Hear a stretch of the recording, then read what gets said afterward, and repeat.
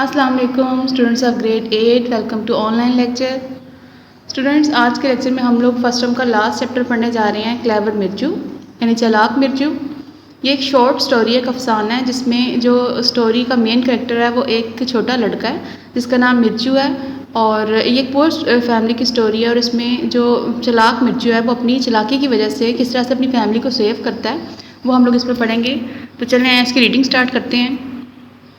First paragraph देखिए। A would cutter and his wife lived in a village. Woodcutter बोलते हैं लकड़हारे को। एक लकड़हारा और उसकी बीवी एक गांव में रहते थे। They had 7 children. उनके 7 बच्चे थे। All of them were boys. वो तमाम के तमाम वो सब के सब लड़के थे। The would cutter and his wife were so poor. लकड़हारा और उसकी बीवी बहुत गरीब थे, इतने गरीब थे कि that at times they did not know where to get money to buy food for their children, कि एक वक्त ऐसा भी था कि वो नहीं जानते थे कि वो अपने बच्चों की खुराक खरीदने के लिए पैसा कहाँ से लाएं। The children were growing so fast. बच्चे बहुत तेज़ी से बड़े हो रहे थे। Dad they always felt hungry. इसीलिए वो हमेशा भूखे रहते थे या हर वक्त भूख को महसूस करते थे। उसके बाद आ जाए आप लोग सेकेंड पैराग्राफ पर। द यंगेस्ट सन, सबसे छोटा वाला बेटा, however was the one who caused his parents the utmost anxiety। utmost anxiety का मतलब है, anxiety कहते हैं परेशानी को, utmost का मतलब है शदीद। उनका जो सबसे छोटा बेटा था वो उनके लिए, अपने वालिदैन के लिए परेशानी की वजह था। It is true that he did not eat much। ये बात सच है कि वो ज़्यादा नहीं खाता था।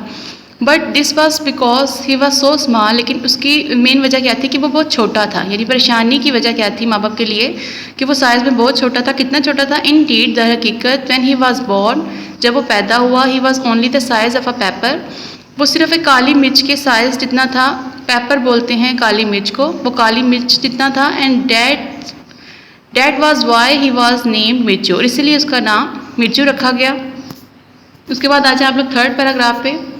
Once it happened that there was no rain for months on end। एक दफ़ा ऐसा हुआ, हैपन कहते हैं होने को, कि एक पूरे महीने और उसके आखिर तक बिल्कुल भी कोई बारिश ना हुई। A great famine spread across the land.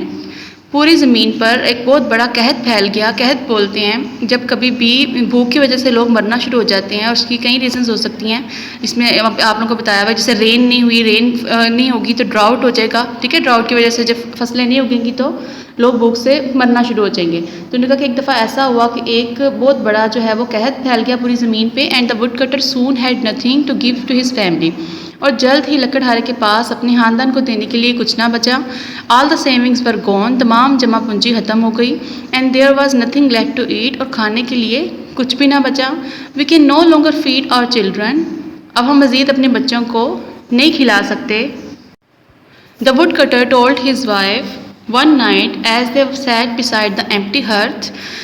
लकड़हारा ने एक दिन अपनी बीवी को ये बात बताई, एक रात अपनी बीवी को ये बात बताई जब वो एक खाली चूल्हे के पास बैठे हुए थे। हर्थ बोलते हैं चूल्हे को, एम्प्टी का मतलब है खाली। When the boys get up in the morning, जब लड़के सुबह उठेंगे, for their breakfast there is nothing for them to eat. उनके नाश्ते के लिए बिल्कुल भी कुछ नहीं है। माई डियर, मेरी प्यारी, there is only one thing that we can do. सिर्फ एक ही चीज़ है जो हम कर सकते हैं, एक ही काम है जो हम कर सकते हैं। We must take them into the forest. हमें उन्हें जंगल लेकर जाना चाहिए। एंड लीव देम देयर, उन्हें वहाँ छोड़ देना चाहिए। Maybe some rich man finds them and takes them home. हो सकता है कोई अमीर आदमी उनको ढूंढ ले और अपने घर ले जाए। I am sure that he will take better care of them. मुझे पूरा यकीन है कि वो उनकी ज़्यादा अच्छी देखभाल करेगा। फिफ्थ पैराग्राफ देखिए। The poor wife cried and cried. गरीब बीवी रोती रही या चिल्लाती रही। He was so full of sorrow to hear this. वो ये सुन के बहुत ज़्यादा गमगीन थी। बट एट लास्ट, लेकिन आखिरकार, as the night wore on, जैसे जैसे रात गुजरती गई, she agree to her husband's plan. वो अपने हावंद के जो का मंसूबा था उस पर रजामंद हो गई। After all she could not see her children die of hunger. आखिरकार या बिलाखिर या बहरहाल वो अपने बच्चों को मरता नहीं देख सकती थी। शी थॉट एंड थॉट, उसने सोचा और सोचा। But no other plan came to her mind, लेकिन उसके दिमाग में कोई भी मंसूबा ना आया। शी विश्ड, उसने ख्वाहिश की। She had only 3 children instead of 7, के काश उसके 7 के बजाय 3 बच्चे होते। They could have been fed well and brought up nicely, कि उनको ज़्यादा अच्छे तरीके से खिलाया जा सकता और उनकी परवरिश की जा सकती। 6th पैराग्राफ देखिए। As the would cutter and his wife argued. जैसे ही जब लकड़हारा और उसकी बीवी बहस कर रहे थे, दे रेज देयर वॉइसेस, उनकी आवाज़ें ऊंची होना शुरू हो गई। The little Mirchu heard every bit of word this said, जो छोटा मिर्चू था उसने वो तमाम बातें सुन ली। एवरी बिट ऑफ का मतलब होता है ईच एंड एवरीथिंग, छोटे से छोटा हिस्सा भी या तमाम डिटेल, जो सारी की सारी उनकी गुफ्तगू थी, जो वो बात कर रहे थे, वो छोटे मिर्चू ने सुन ली। अनलाइक हिज ब्रदर्स, अपने भाइयों के बरअक्स, अनलाइक कहते हैं बरअक्स को। ही वॉज नॉट एस्लीप, वो सोया हुआ नहीं था। For a long time he lay thinking what would be the best thing to do.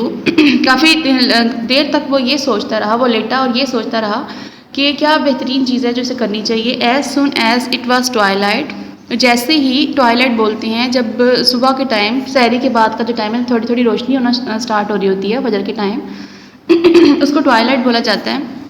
तो जैसे ही रोशनी जो है वो थोड़ी थोड़ी रोशनी होना शुरू हुई, ही गॉट अप क्विकली, वो जल्दी से उठा and crept out of the cottage, cottage बोलते हैं झोंपड़ी को, क्रेप्ट आउट का मतलब होता है निकल जाना। वो आहिस्ता से अपनी झोंपड़ी से निकला and off he ran to the forest, और वो जंगल की तरफ भाग गया। He filled his pockets there with small white stones, उसने वहाँ जाके अपनी जेब में सफ़ेद रंग के पत्थर भर लिए। Then he ran back to the house, फिर वो वापस अपने घर आया and was in bed again all quiet, और दोबारा से अपने बिस्तर पर खामोशी से लेट गया। And pretending to be fast asleep when his mother called him, pretending का मतलब होता है जाहिर करना, मतलब एक्चुअल में आप वो चीज़ नहीं कर रहे होते लेकिन आप जाहिर करते हैं कि आप ऐसा कुछ कर रहे हैं। तो उसने जाहिर किया कि वो सो रहा है। जब उसकी मदर ने उसको, उसकी माँ ने उसको जगाया। We all are going to the forest, हम सब लोग जंगल जा रहे हैं। His mother told the boys, उसकी माँ ने लड़कों को बताया। You must all help your father gather firewood, आप सबको अपने बाप की मदद करनी होगी आग जलाने के लिए, लकड़ियाँ इकट्ठी करने के लिए। Father is no money left to buy any food, क्योंकि मज़ीद खुराक खरीदने के लिए कोई भी पैसा नहीं बचा। The boys were so excited, लड़के बहुत ज़्यादा पुरजोश थे। That they completely for God, कि वो मुकम्मल तौर पर भूल गए अबाउट देयर हंगर, अपनी भूख के बारे में। And were in no time on the way to the forest, और थोड़े ही वक्त में, मतलब टाइम वेस्ट किए बगैर, वक्त ज़ाया किए बगैर वो जंगल पहुंच गए। विद देयर फादर लीडिंग, अपने बाप के पीछे पीछे। The forest was dark and lonesome, जंगल बहुत तारीक और लॉन्सम था। लॉन्सम का मतलब है वेरान, यानी उसमें बहुत खामोशी थी। But the woodcutter knew every bit of it, again word आ गया एवरी बिट ऑफ इट, इसका मतलब है कि हर छोटी से छोटी डिटेल, लेकिन लकड़हारा उसके हर हिस्से को जानता था। सो वेल, बहुत अच्छी तरह से। That before long they were right in the deepest part of the forest, कि वो जल्द ही जंगल के सबसे जो गहरा वाला हिस्सा था उसमें पहुंच गए।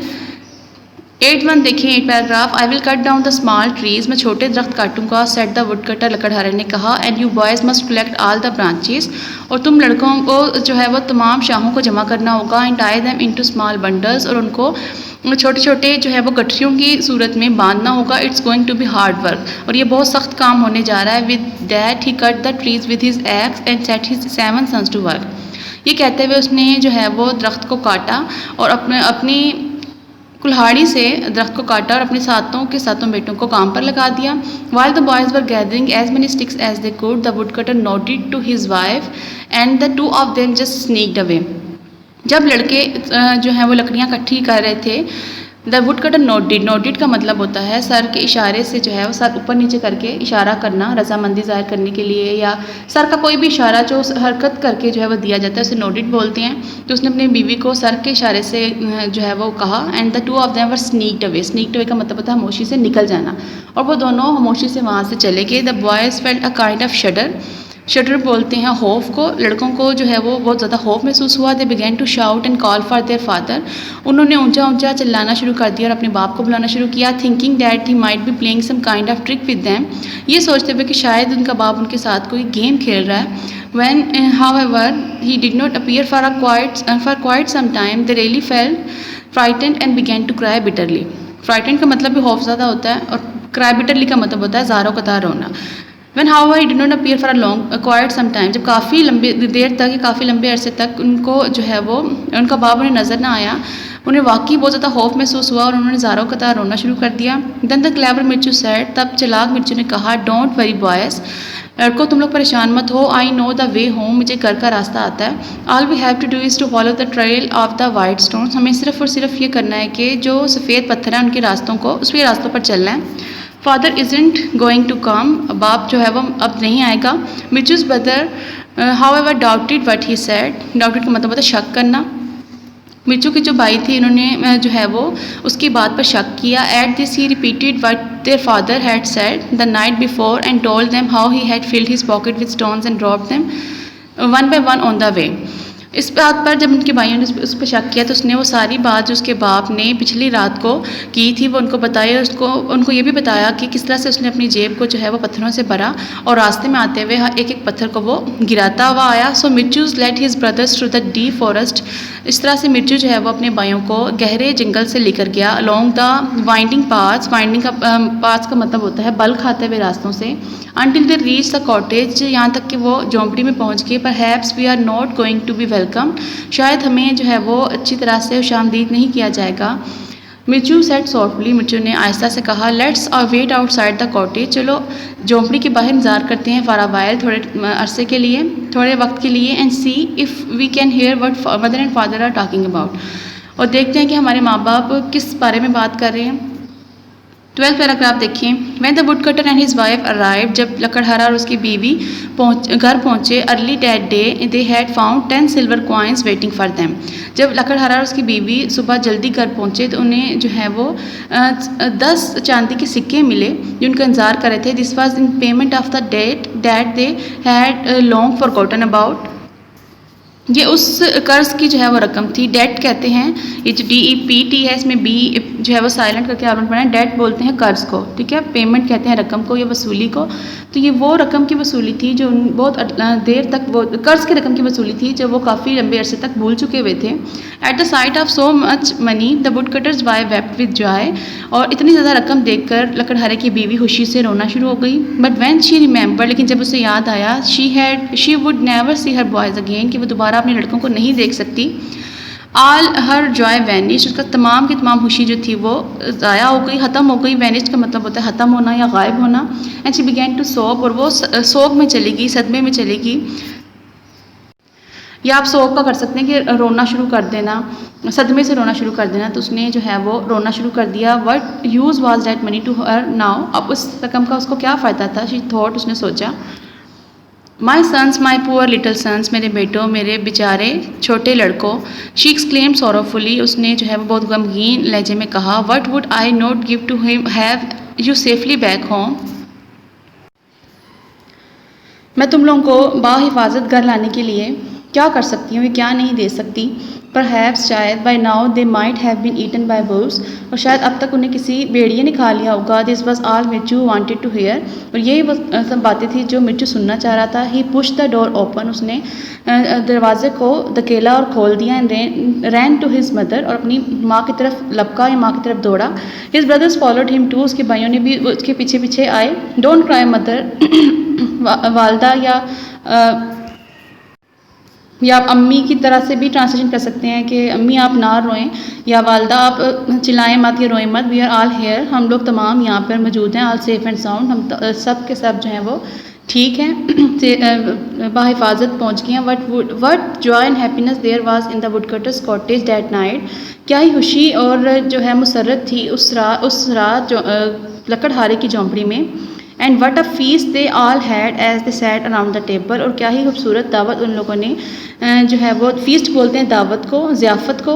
बहुत अच्छी बड़े लेवल पे जब कोई दावत की जाती है तो उसको फीस्ट बोला जाता है। उन्होंने की उस रात जब वो सबके सब एक मेज़ के इर्द गिर्द बैठे हुए थे। The would cutter and his wife all their 7 sons lived happily ever after, लकड़हारा और उसकी बीवी और उसके 7 बेटे उसके बाद हंसी खुशी रहने लगे। वेल डन लिटिल मिर्चू, शाबाश छोटे मिर्चू।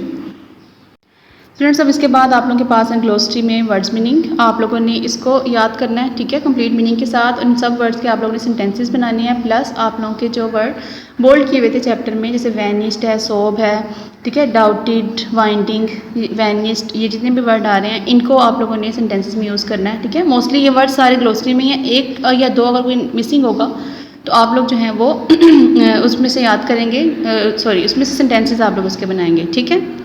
और स्टूडेंट्स, अब आप लोगों ने एक करेक्शन करनी है। आप लोग आ जाए अपने चैप्टर नंबर 1 पे।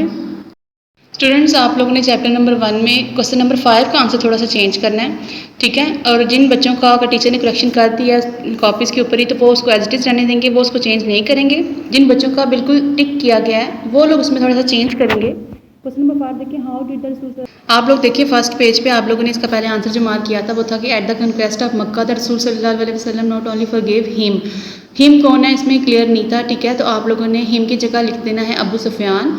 अब आपका आंसर बन जाएगा फतेह मक्के के मौके पर नबी करीम सल्लल्लाहु अलैहि वसल्लम ने ना सिर्फ अबू सुफियान को माफ़ कर दिया बल्कि उसको ये कह के इज़्ज़त बख्शी कि जो कोई भी उसके घर में पनाह लेगा वो अमान में होगा। तो आप इस तरह से करेक्शन कर सकते हैं। एक करेक्शन आप ये भी कर सकते हैं कि आप क्वेश्चन नंबर 2 जो आपको शो हो रहा है, Abu Sufyan was the worst enemy of Islam, इधर से लिखना स्टार्ट करें और 5 जो आंसर आपने लिखा था वहाँ तक कंप्लीट लिखें हाउस तक, ठीक है। अबू सुफियान से हाउस तक लिख लें। अगर आपकी कॉपी में जगह है, जगह नहीं है, हिम काट के आप अबू सुफियान लिख दें तो भी ठीक है। और जिन बच्चों की करेक्शन मिस ने ऑलरेडी कर दी है, ठीक है, तो वो उसको एज इट इज़ रहने देंगे, वो उसको चेंज नहीं करेंगे, वो करेक्शन वाला ही याद करेंगे, ठीक है स्टूडेंट्स। तो आप लोगों ने चैप्टर नंबर 7 जो आज पढ़ा है उसको आप लोगों ने अच्छी तरह से उसकी ट्रांसलेशन याद करनी है और उसमें आपको जो वर्ड्स मीनिंग सेंटेंसेस दिए गए हैं उसको भी आप लोगों ने लर्न करना है। और इसके साथ साथ आप लोगों ने जो पैराग्राफ नंबर 3 है उसकी आप लोगों ने ट्रांसलेशन कॉपीज़ पे नोट डाउन करनी है, ठीक है। अल्लाह हाफिज़।